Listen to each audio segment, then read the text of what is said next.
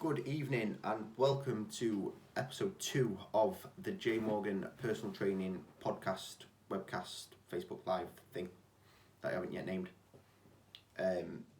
Thank you very much for joining us, and hopefully you enjoyed last week's episode 1 and you learned something that you can take away and use moving forward to make your results last a lifetime. Last week's episode was the 6 strategies to burn body fat and, more importantly, keep it off. If you haven't seen that, go back through the group and it's in there. One of the things we covered in making your success last is to avoid extreme and low calorie diets. So if you had any major takeaways from last week, feel free to drop them in the comments below. It would be interesting to hear what you may change going forward. But following on from last week, episode 2 today is going to be the 10 reasons to avoid extreme and low calorie diets. And we're going to cover why that's important, and cover some of the negative effects of dieting that can be both physiologically and psychologically. Because more often than not, dieting will affect both of these, from increases in hunger and food seeking behaviours to drops in energy level and activity level, through to a loss of muscle tissue, decreases in your metabolic rate, and problems with hormones. And if you're not careful, these will lead you to burning less energy, eating more food, and relapsing or rebounding at the end of the diet. So if you have any questions tonight as we go through, feel free to drop them in the comments below, and I'll jump in the group live tomorrow and I'll answer anything that you may have that doesn't get covered in here. So, on to the show. 10 reasons to avoid extreme and low calorie diets. These can come in any form. These can come from the cutting out of food groups to shakes, to meal replacements, to tablets, to anything. So let's get started. Number 1, look, these low calorie and extreme diets increase hunger and cravings. I know, shocking, right? But we need to be careful when it comes to the dieting we choose, because while diets will naturally increase your hunger and cravings, and that tends to be one of the first things that we notice, and it's something that I talk to clients about when they start their fat loss journey, is that a little bit of hunger is normal. But what happens with an extreme and low calorie diet is we become almost ravenous, and that ravenous feeling makes it almost impossible to stay on any diet, because when you're battling on insane hunger and all you can think about is food, it just takes one thing to tip you over the edge and you're off the rails. So if you've given yourself a diet that is too low in calories, and sets too many rules around what you can and you can't eat, there's the very real possibility that it's going to trigger feelings of almost deprivation, which is going to lead to more cravings, more binges. And if in that moment you're sort of psychologically not in a good way, any temptation and eating cue that is in your environment is going to make these triggers 10 times worse. So we have to be careful when it comes to that. Number 2, dieting naturally slows down your metabolic rate, and I think I covered this last week as well. Your body doesn't like being in a calorie deficit. I'll touch on that a little bit more later on. But dieting will naturally slow down your basal metabolic rate. So your BMR is the calories that you need, that you burn at rest every day. It's the bare minimum that you need to keep your body functioning at a normal level. When you lose body weight, you burn less calories. It's simple, because you have a smaller body, you're carrying around less weight. So, but then by restricting these calories even more, you then cause your metabolic rate to drop even more than just that body weight drop would predict. So this is a process called adaptive thermogenesis, and it's one of the main reasons why progress stalls and slows down over time, and it's why it's harder to lose. When people talk about I'm at that stubborn 10 to 15 pounds, that stubborn final stone or so, that's why, because adaptive thermogenesis has kicked in. Your body's got to a point where it's gone, actually, no, I don't want to go any lower than this, and it starts to fight back. Number 3, and again, this is something we covered last week in maintaining muscle tissue for longevity of fat loss and the overall physique that you're going to have at the end of it. Look, dieting, an extreme diet, will increase the risk of muscle loss. So like I say, we covered it last week and we touched upon it last week that your body, muscle tissue is metabolically active, so muscle tissue will burn calories at rest. If you've got more muscle tissue, your BMR is going to be higher. But because muscle tissue is metabolically active, your body will break it down to preserve itself. So if your diet is too low in calories and you don't fuel your muscle, it will break down. It's an easy way for your body to burn less calories. So people who are leaner are more likely to lose muscle tissue than somebody who is overweight, but it can happen to anybody. And if you consider that dieting without weight training can cause 30 to 50% of your weight loss to come from lean muscle tissue, you're fighting a losing battle if you want this to become a long-term thing. And even if you're weight training, you have a diet that is high in protein, because protein fuels your muscle tissue. If you have a diet that is high in protein but still too low in calories, there's the very real possibility that weight loss will still occur from muscle tissue, which we want to try and avoid. And if your diet is extremely low in protein, then the very real possibility that that's going to happen as well. So we have to be careful of muscle tissue calorie intake and protein intake when it comes to weight training and when it comes to longevity of fat loss. Non-exercise activity thermogenesis. NEAT up 24/7. It's massively popular at the minute, all over Instagram, all over Facebook. It's almost like it's a new thing.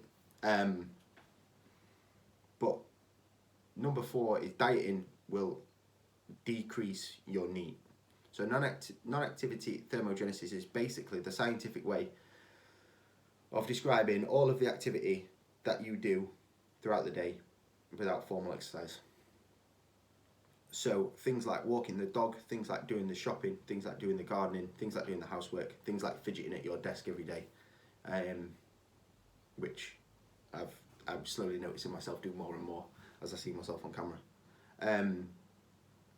These all contribute to the calories burnt through NEAT. And while individually these will not add up to an awful lot, if you combine them together over a long enough period, these add up. These can become quite a key point and quite a prominent feature in your long-term weight loss plan. And it is proven that when you cut your calories, your NEAT subconsciously drops, because what happens is, as you are more lethargic, you're going to move less and your body is going to do less effort. And if you can make it to the gym at all while you're on a very low calorie diet, you're not going to train with as much effort, which then is another way that your body just automatically slows itself down as you keep dieting. So these things we need to be aware of. So not only does it decrease your NEAT, number 5 is it also decreases your energy and your work capacity. So we all know them people that can train really well despite them eating not an awful lot. They can still run 10Ks, they can still run marathons despite them eating not an awful lot. And there is always a rule, there's always an exception to the rule, but as a general rule, low calorie diets are not conducive to an active lifestyle or good workouts. If you're struggling to sustain an intense, what you would class as an intense training session, or you're struggling with a loss of energy, this can be one of the first signs of undernutrition. Without the right level of fuel coming in, you're going to fatigue faster, your strength will suffer, your performance will plummet, and your results will be compromised. So to maximize your fat burning potential and build your best body, you've got to be able to train hard. And if you're hardly eating, you're gonna hardly be able to train. So fueling workouts and keeping your energy levels high are key.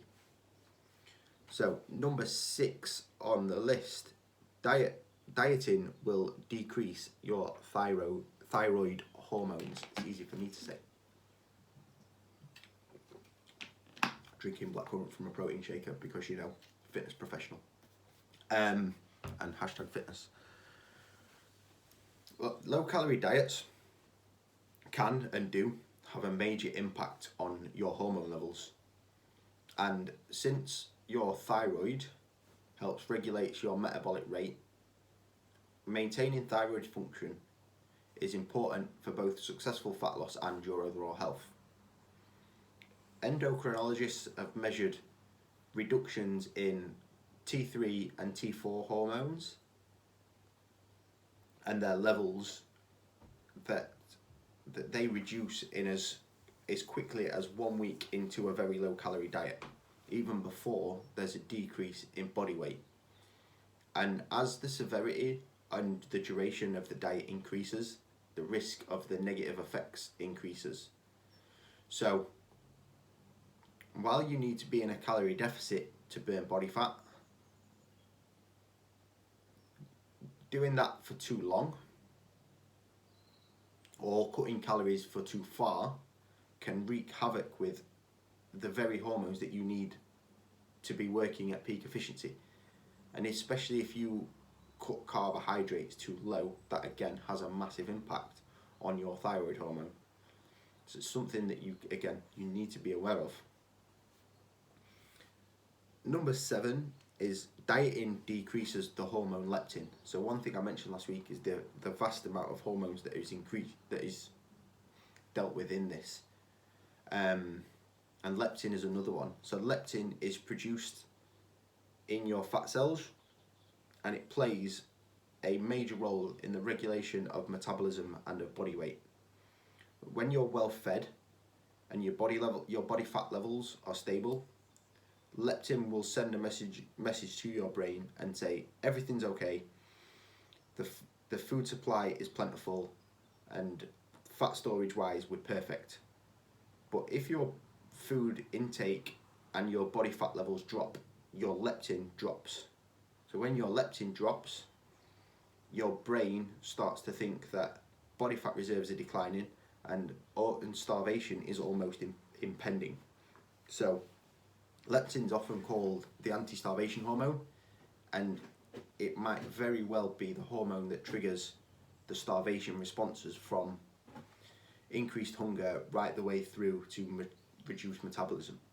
So again, keeping leptin levels stable. So when I talked about diet breaks last week, this is one of the things that can benefit, and almost your body can almost start to think that food is plentiful, and by using a diet break can help offset these a little bit.